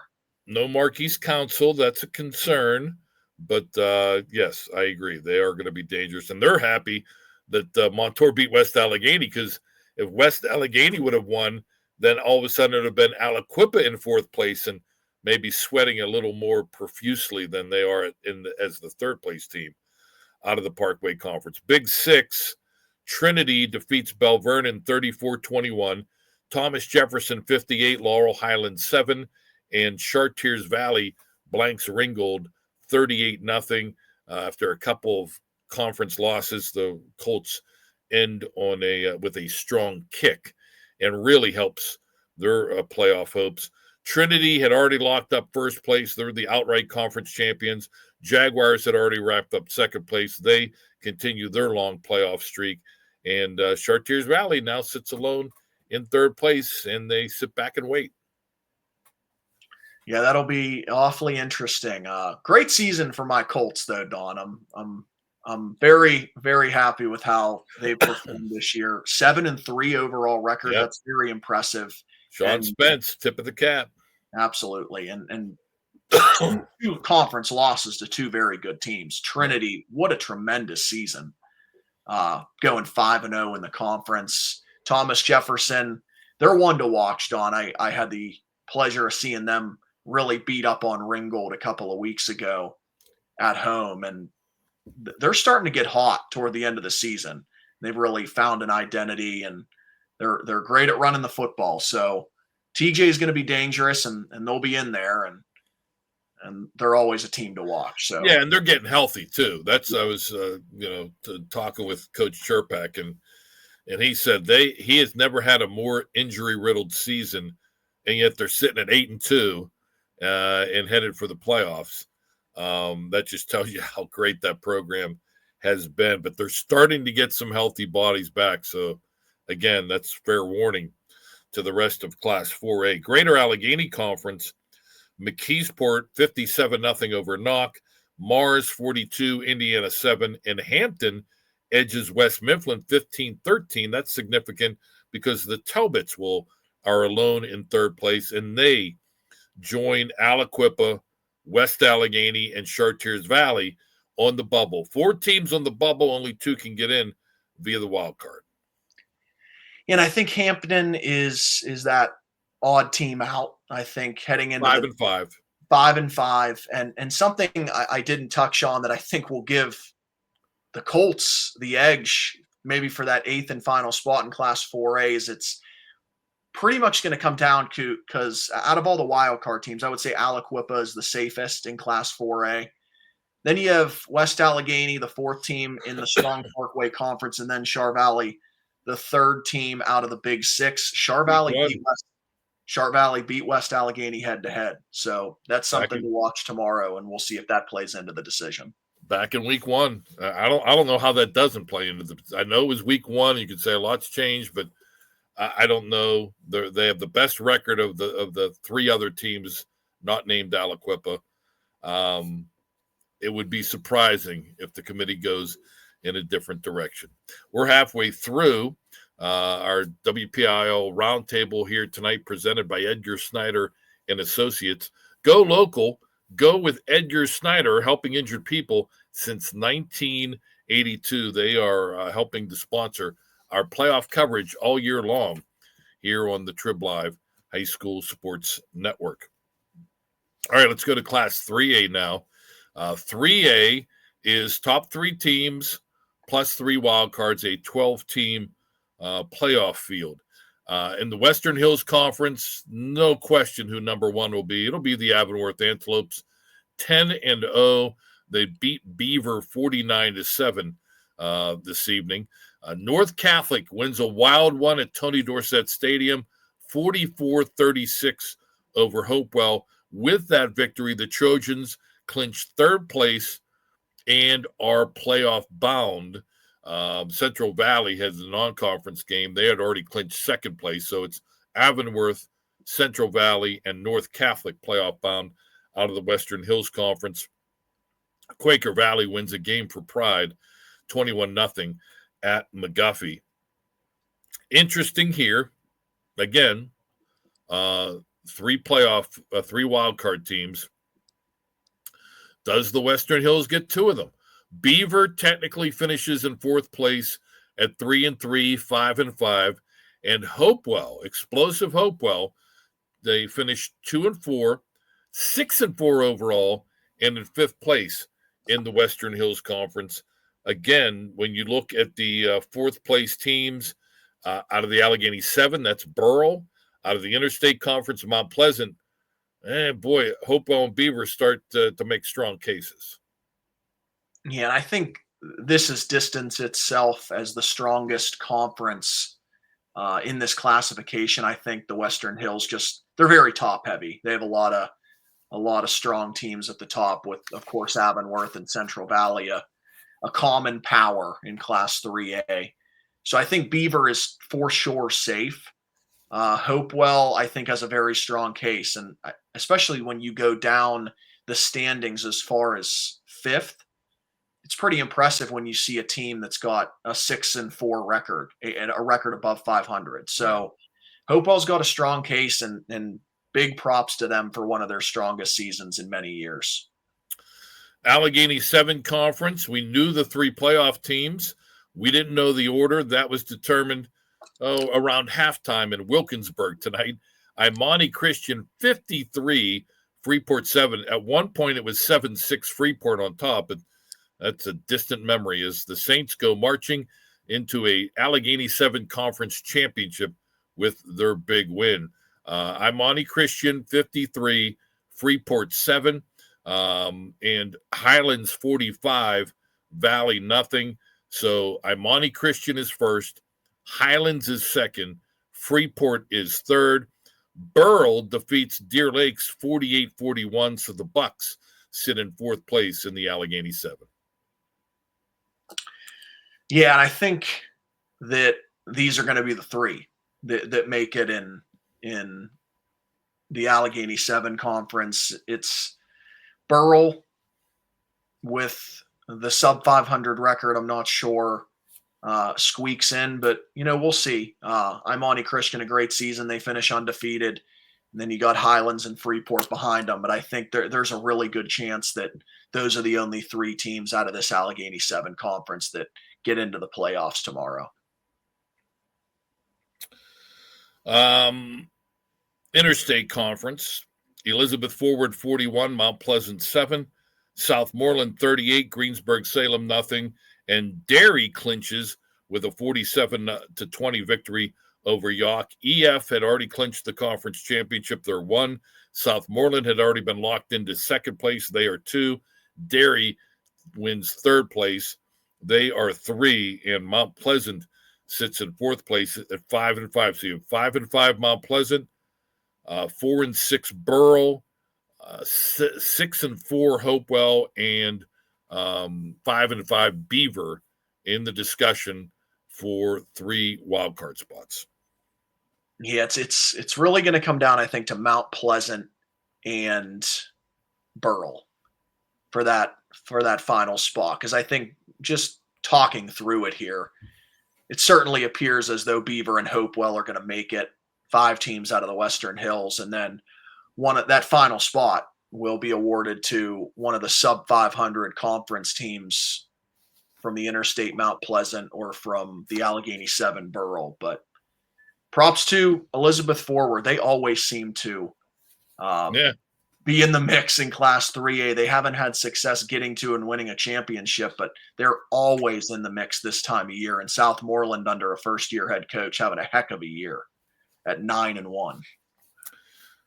2A non-conference before we get into the conference games. Our Lady of the Sacred Heart didn't hurt their wild card hopes. They're going to finish in fourth place in the Allegheny Conference. 23-8, they win tonight at home over Keystone Oaks. The Golden Eagles have already clinched third place in the Century Conference. In the Century Conference, Seton LaSalle beats Washington 27-14. So the Rebels are the conference champions. The Little Prexies finish in second, and I mentioned Keystone Oaks is third. Waynesburg Central is in fourth place after the Raiders defeat Stowe Rocks 43-6.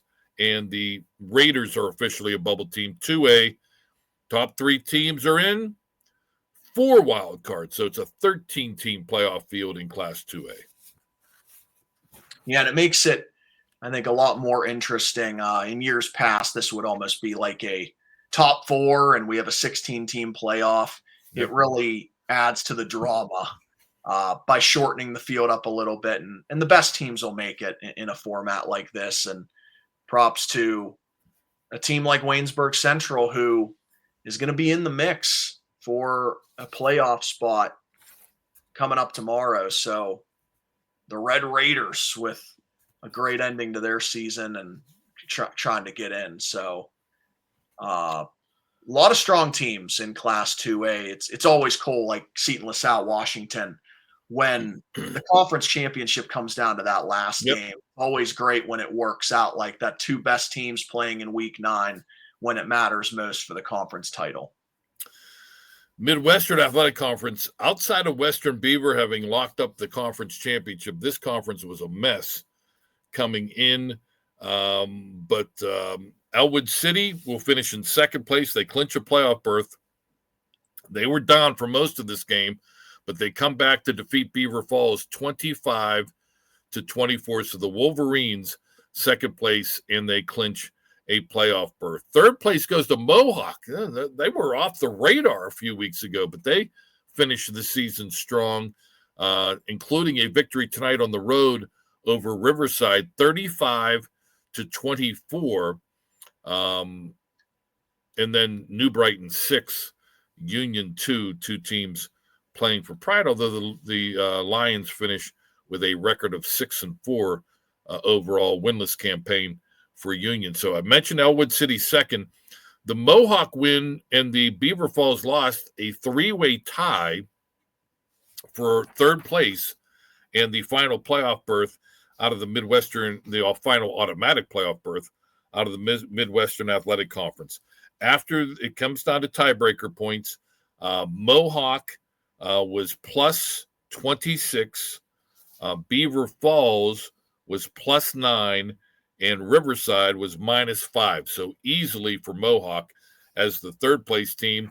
Riverside gets fourth, Beaver Falls fifth. This, much like the 3A Western Hills Conference, you could see 2 of the 4 wild cards coming from the MAC, which would be good news for Riverside and Beaver Falls. Yeah, and I think that's the way it's going to end up playing out. Just a conference that throughout the entire season has really beat up on each other, especially those top 5 teams. There is no, I mean, Western Beaver wins the conference, but it's not like it's a clear number 1, number 2, number 3, where you know exactly what you're going to get. It's an evenly matched conference, and I think all 5 of them will get the nod tomorrow. Allegheny Conference, Steel Valley stunned South Allegheny 33-12. Gladiators had already clinched a share of the section of the conference championship, but could have won it outright. Could not. Steel Valley, man, what a solid game for the Ironmen. They finished 5-1. South Allegheny, first loss of the year, 5-1.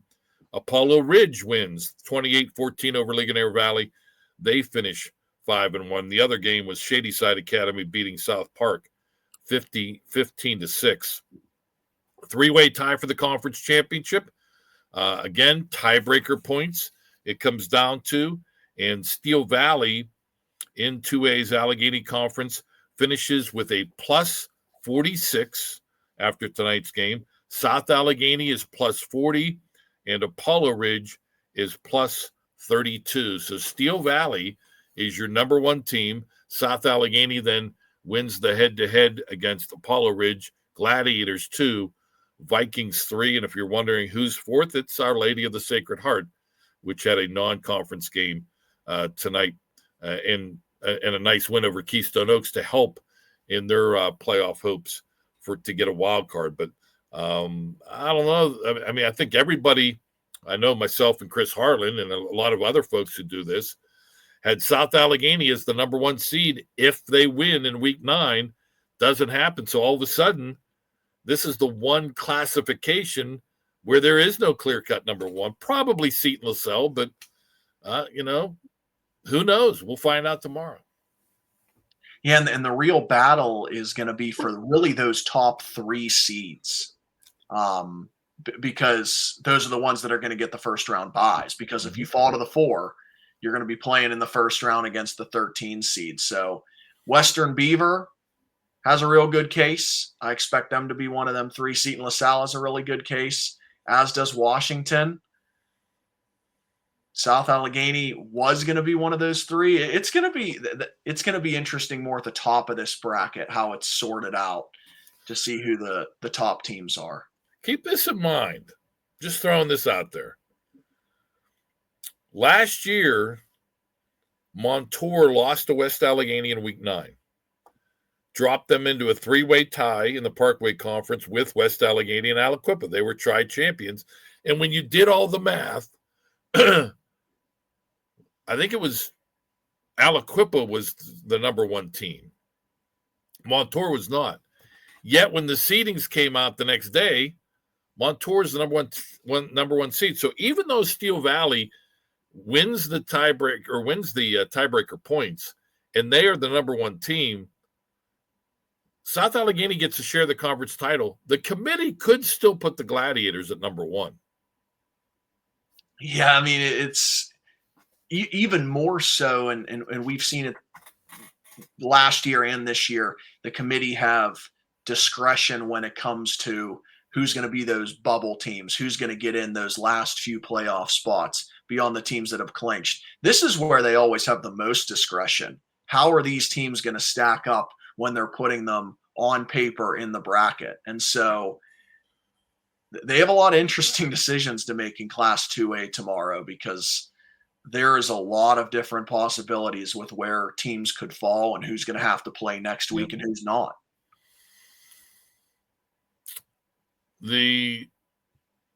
Before the Century Conference, I mentioned Seton LaSalle 27-14 over Washington, and Waynesburg Central 43-6. So Waynesburg Central gets in fourth place there. The fourth place team in the Allegheny Conference is Olsh, and the fourth place team in the MAC is Riverside. The fifth place team is Beaver Falls, because we're talking 4 wild cards. Does New Brighton have a chance? The Lions will finish in 6th place in the MAC. They'll finish 6-4 though with their victory on Friday over Union.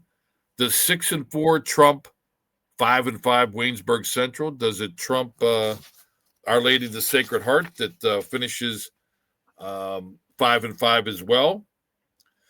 I don't know. I think everybody agrees that the MAC was the most competitive conference, but do they get 3 of the 4 wild cards? I would struggle to see that, because that's just it's so lopsided, and you can make an argument that it should be just based on how good that conference is. But I think the way we'll see this sorted out is Beaver Falls and Mohawk get in. They send 2 teams from the MAC and then pick 2 from the remaining 3 conferences.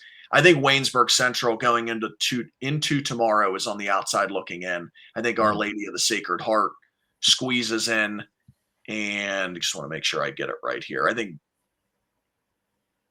Well, if you're saying Riverside, if you're saying Beaver Falls, if you're saying Olsh, then it's either Waynesburg Central or New Brighton. Ooh. I think there's an argument in that case then. That's what I'm saying. We haven't mentioned really New Brighton much here tonight, but they also have to be considered, even though they finished technically in 6th place in that conference. They have to be mentioned as well as a possible wild card. Let's go to Class A. Top 3 teams are in, 4 wild cards. They could be the 4 fourth place teams, because there's 4 conferences. This is the only classification with 4 conferences. It's a 16-team playoff field. But like we saw last year, the Eastern Conference got 5 teams. The Tri-County South got 3 teams. We'll start in the Black Hills Conference. Fort Cherry 49, Sarah Catholic 8. Another perfect regular season for the Rangers. Monessen 30, Cornell 28. Tomorrow night, Bishop Canavan hosts Burgettstown. Bishop Canavan's already locked into the number 2 spot. They have clinched. Fort Cherry clinched. They are the Black Hills Conference champions again. And Chartiers Houston, which had a non-conference game, 56-20 victory over Northgate, they have already clinched as the 3rd place team. With that result between the Raiders and the Greyhounds, Monessen is 4 and Cornell is 5, and that's not necessarily a season-ending loss for Cornell. I still think that if 5 teams go from a conference in Class A, Black Hills Conference has the best chance for a 5th team. Yeah, there's certainly an argument for Cornell. Big win for the Greyhounds tonight because it basically locks them in. They'll be in the playoffs, and the Raiders have a shot. And we'll talk about this too a little bit when Clareton's mentioned. But this seems like more so than any other conference, or any other classification, this one's on a clear collision course between the Fort Cherry Rangers and the Clareton Bears for a championship. I think you take the Rangers and the Bears out of it, and I think it's going to be a fun battle in the other quadrants. But I think it is going to come back to a great rematch. I mean, that game was a classic last year, and if they met again at Acrisure Stadium, expect more of the same with Fort Cherry and Clareton. But that would be down the road. Before we go to the Big 7 conference, a couple other finals from the Century Conference. Charleroi defeated Carleton 30-6, and an independent final. Carrick, who I think really should go back and play a City League schedule next year, because I think they could compete. Maybe not with Westinghouse and University Prep, but with everybody else. Carrick beat Collinwood, Ohio, 62-0. The Raiders over the Railroaders. How about that nickname? The Collinwood Railroaders fall big at home to Carrick, 62-0. The Raiders finish their season at 3-5. All right, to the Class A Big 7 Conference. Laurel, that last week they beat Southside. This week they beat Neshannock. They are your outright Big 7 Conference champions. Laurel 14, Neshannock 7. Southside wins the Battle of the Rams over Rochester 35-0. So your number one team is Laurel, outright conference champions. Southside is 2, Neshannock is 3. And if Shenango wins tomorrow at Summit Academy, they are your 4th place bubble team out of the Big 7 Conference. Yeah, things I think pretty clear cut in the Big 7 Conference. Your top 4 teams are your top 4 teams, and the remaining 3 have really struggled this season. A couple teams that I think a trio of teams that is yet to escape one win.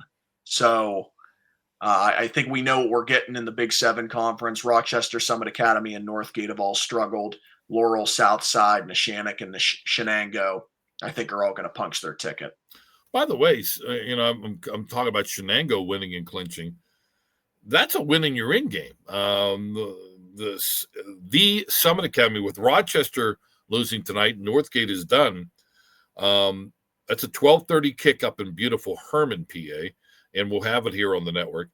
If Summit Academy were to beat Shenango, they'd both be 2-4, and the Knights, we could be seeing the Summit Academy Knights in the postseason. But again, for 4th place, and there's no guarantee for 4th place. We'll see how that plays out. 12:30 kick tomorrow, the Wildcats and the Knights.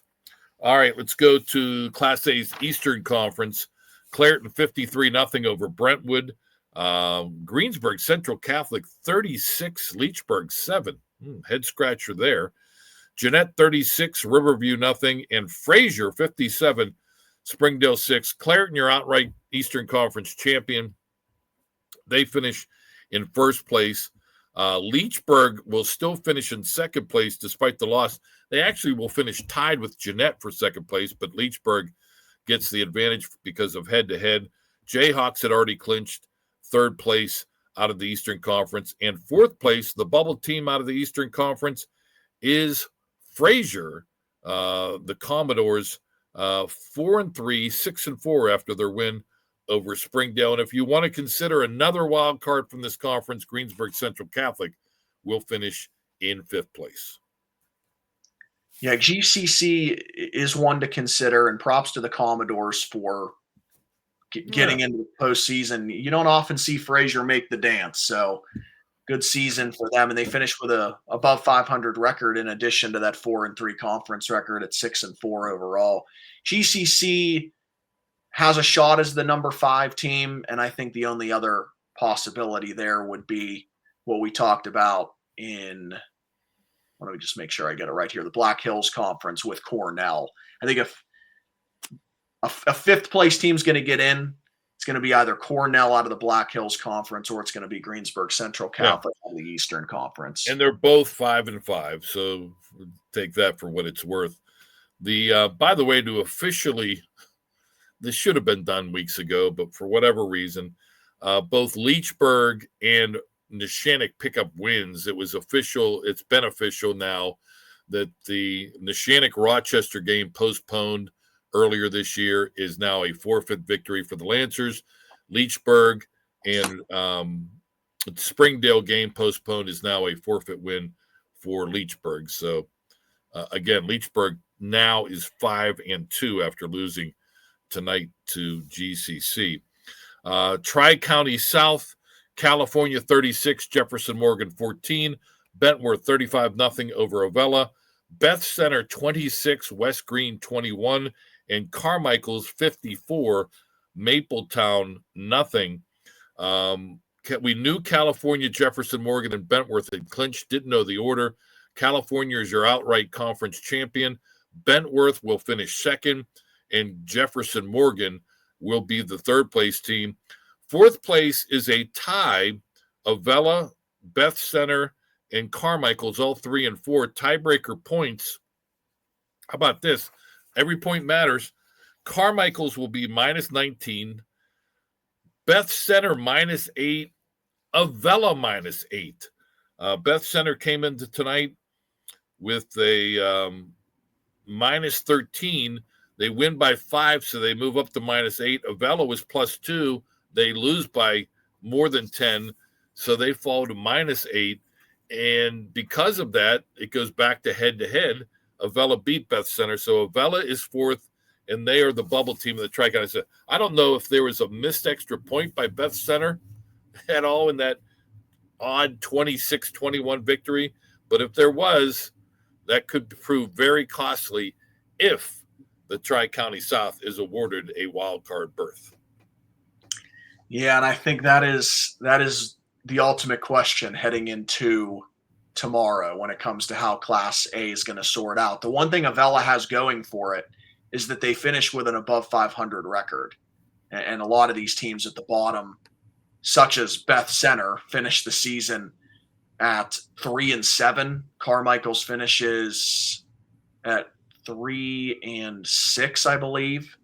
And so it's one thing Avella has going for it when it comes to that above 500 record, maybe to get that 16th spot. I'm going to give you 6 teams. You tell me the 4 that get in for the wild cards. Monessen. Okay. I will go with the 4th place finishers first. Monessen, Shenango Summit Academy winner, Fraser, Avella, and then throw in Cornell and Greensburg Central Catholic. Which 4 get into the Mitch Montani postseason? Ooh. Give me Fraser. I think with the above 500 record, I think Fraser's the 4th team in a tough Eastern Conference. Fraser's great turnaround story. Only won 2 games last year. So, yeah, above 500 in the conference, above 500 in general, they're in. GCC, let's hold off on them for a second. Monessen, above 500 record, 4th place outright. I think they're in. So there's 2 of them. If Summit Academy does somehow win Dawn tomorrow, they would still finish with a 2-8 overall record. So I can't see that happening. This is tough for those final spots. Let's assume Shenango wins then. Let's assume Shenango wins. Take Summit Academy out of it. You'd still have a Shenango team that finished 4-6, but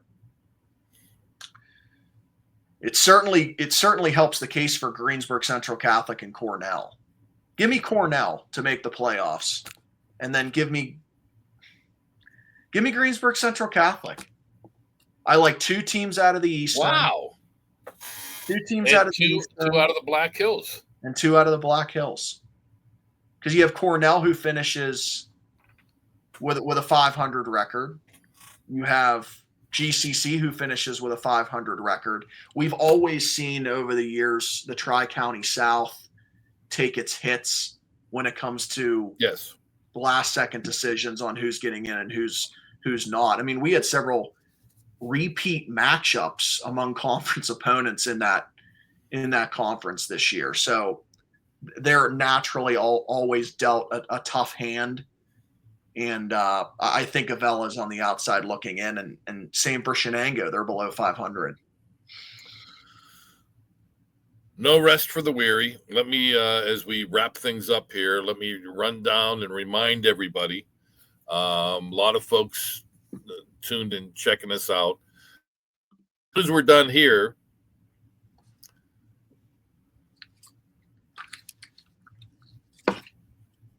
there we go.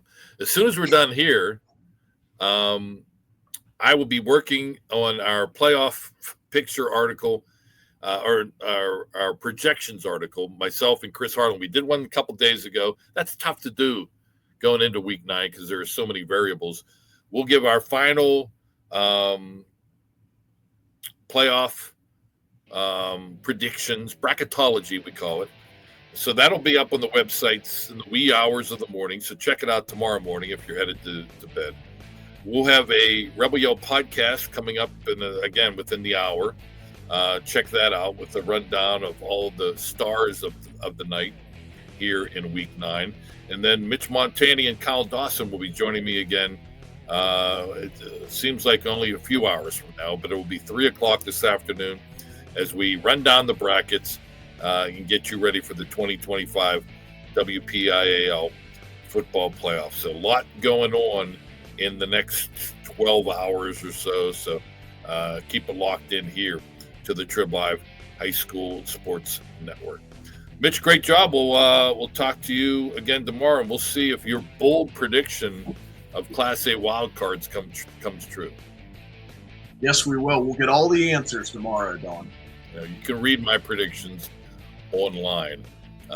Never bet on those predictions. They're just for amusement only. Thanks to Mitch Montani for joining me. Thanks to our producer, Chris Lackner, working hard all night long. I'm Don Rebel. Woo! Hope you enjoyed it.